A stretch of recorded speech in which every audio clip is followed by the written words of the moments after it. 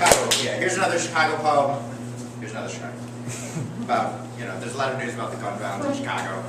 This is about that. This is one of my political poems, which I don't usually do, but why not? There are several signs on the doors of government buildings in Chicago telling those entering what they may or may not bring inside. There is a line through a cigarette, which means no smoking.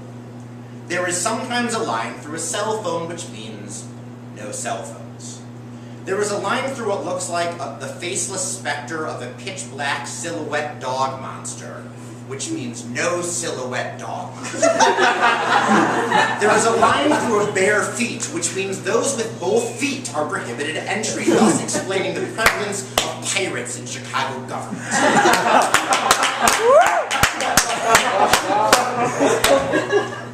There is a line through a gun.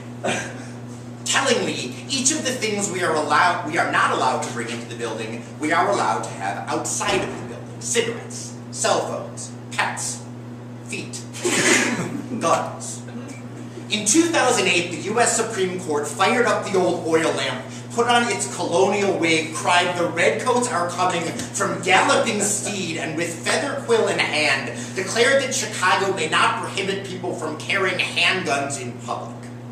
I could make a lot of arguments for gun control. I could cite the 450 victims of gun violence last year, largely on the south and west side, but already, when us north side white folks picture a black boy in Chicago, we too often imagine him as shooter or shot.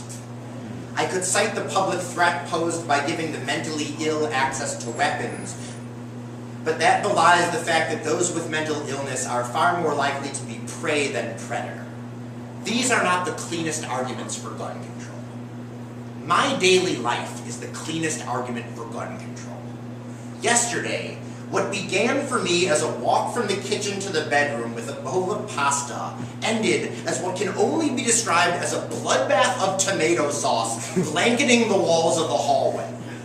When I make coffee, I forget to put the filter in about 40% of the time.